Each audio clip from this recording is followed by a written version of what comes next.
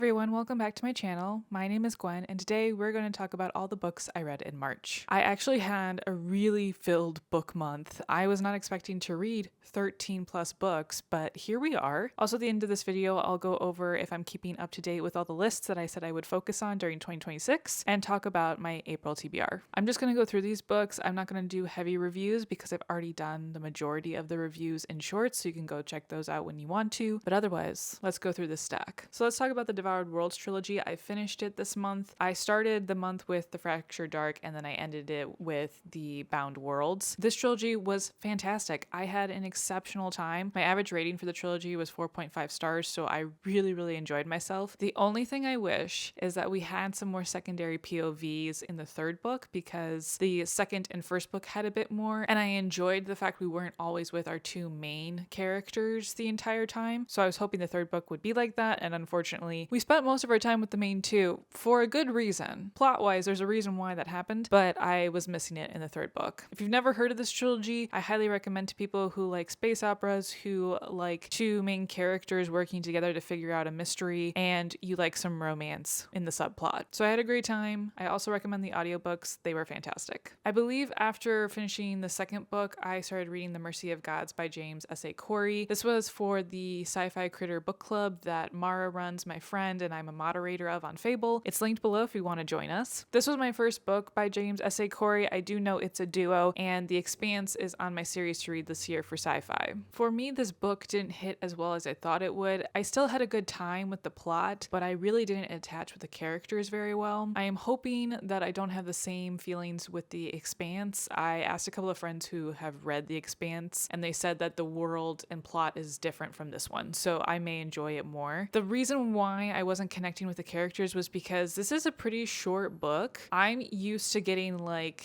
50 to 100 pages at the beginning to introduce all the characters. I will say two of the characters stood out, Daphid and Jesson, but the rest of them I kind of just lost track of, and I only remember them by their personalities and not necessarily who they were as people. And that annoys me as a reader. This is their more recent trilogy that is coming out. The second book is being published in April. I know a lot of people are excited about it. Don't dissuade from reading it if you really like sci-fi and space operas. This might be up your alley. I am not sure if I will continue on because I was disappointed with the fact that I didn't really attach to the characters, but the plot is really intriguing. It's basically humans get abducted from their planet. They're not on Earth anymore, but they get abducted by these aliens who are only procuring the smartest of the humans. And then we follow this small group of scientists that they say, hey, you need to figure out how to make this plant, I believe, or was it some type of fruit, and make it edible for this species that lives on our spaceship. It was something like that. That's the whole plot. It is interesting. Like, the plot is interesting. I just wish I cared about the characters more. So after that, I knew I needed a genre break, so I picked up The Silent Companions by Laura Purcell. This was such a fun and good gothic horror novel. In this book, we're following a woman named Elsie in two different timelines. One is present her, and the other one is a year prior what happened to her at this estate where her husband died. It follows her figuring out grief along with being with child, and she's with her late husband's cousin trying to see if she's going to live at this estate forever and if she feels comfortable. And then the first night that they're there, there's some type of skittering happening, and she figures out it's coming from this locked door on the top floor. She needs to figure out what is making that sound so that she can get more sleep, and that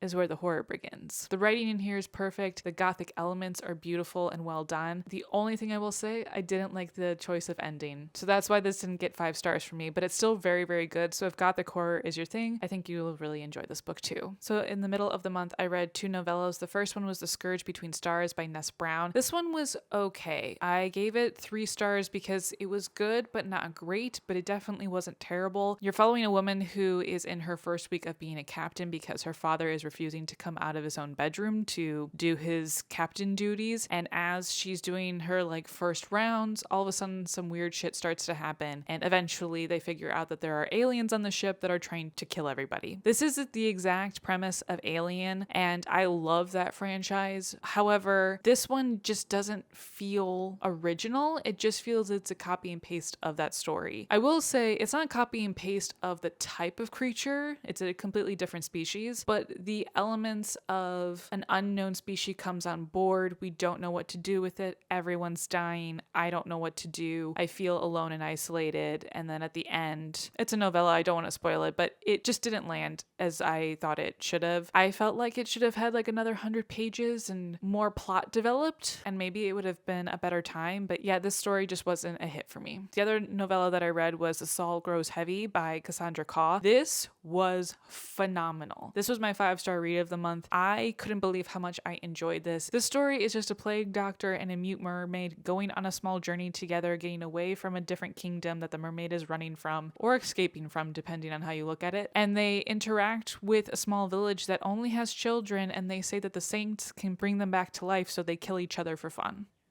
It's a wild ride. It's a great novella. It is horror, fantasy, and queer. So if that's all up your alley, you should definitely read it. So I think next up after that, I finished Memories of Ice by Steven Erikson. This is part of my reread challenge for the Malazan Book of the Fallen for this year. You can see all of my thoughts, all of the details of this story, all of the spoilers in my vlog that I posted last week. This was just a struggle in and of itself to get me to read it. However, the story was great. I loved everything about it. And of course, I'm continuing on with the series. Okay, so the last 5 books are manga.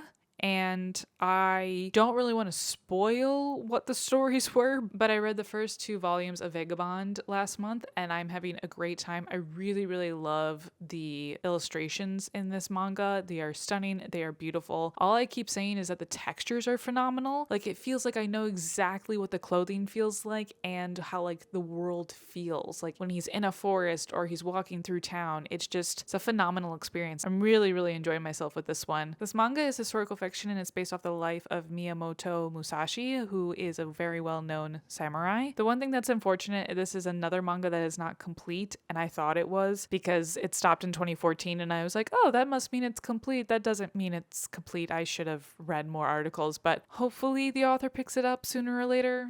I really hope. But I'm enjoying myself, so I'm still going to continue to read it and finish what is out there. This next one is so hard to hold because it's so heavy, but I did continue my journey with Berserk, and we are now I just read volume 10 for this first week of April. So this month I read volumes 6 through 9 for Berserk, and I had a really good time until it was volume 9. Volume 9 is a rough one, so I really tried to divulge myself with like happy media before reading volume 10 for this past week, but I am enjoying the story. I am enjoying the development that we're having. I'm really proud of how much Guts has become an actual character. He's not a caricature of an angry lone wolf. I'm really enjoying all the characters we're meeting in his past, and I've really started to love Casca, which I have a feeling is going to hurt me because I've been told it's going to hurt me. So I haven't been spoiled on what happens to her, but I just have read comments where everyone like puts broken hearts around Casca's name. So yeah, I understand it's going to be rough. If you've never heard of Berserk, it's a dark fantasy manga that I would only recommend to people who truly are okay with seeing and taking in imagery of dark things happening to people, because it's truly disgusting at times, and half the time I don't want to see shit like that. So yeah, I would only recommend this to those who think they can handle it. Otherwise, absolutely move on. There's so many triggering things in here that you don't need to read it to be like, oh, I'm so cool, I read Berserk. Read it if you want to read it, but otherwise there's so many other mangas out there that are fantasy based that are much more lighthearted than this one. You might be wondering, then why did you choose it? I was like, well, it's a dark fantasy, I can do that. And then I started reading it and I was like, ooh,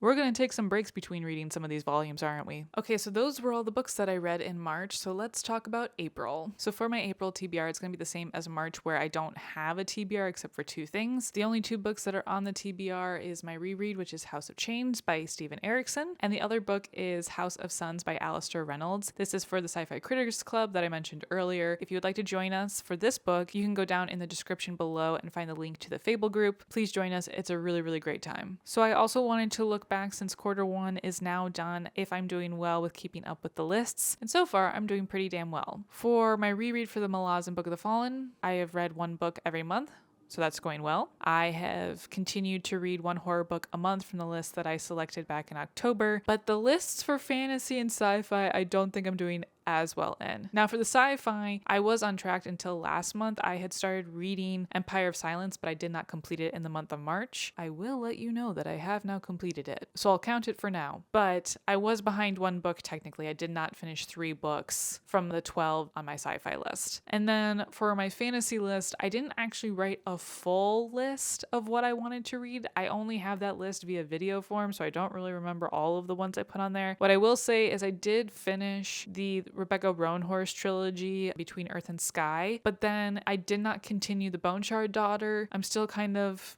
apprehensive if I want to continue with that trilogy. And yeah, I've not been reading a lot of fantasy books lately. I guess sci-fi is just really heavy because I have a list and I know what is on that list versus the fantasy is like whatever I feel like. So for the month of April, my goal is to add a bit more fantasy into the mix. We'll see what happens. But that is it for my wrap up and updates. Thank you so much for watching, and I will see you in the next video. Bye!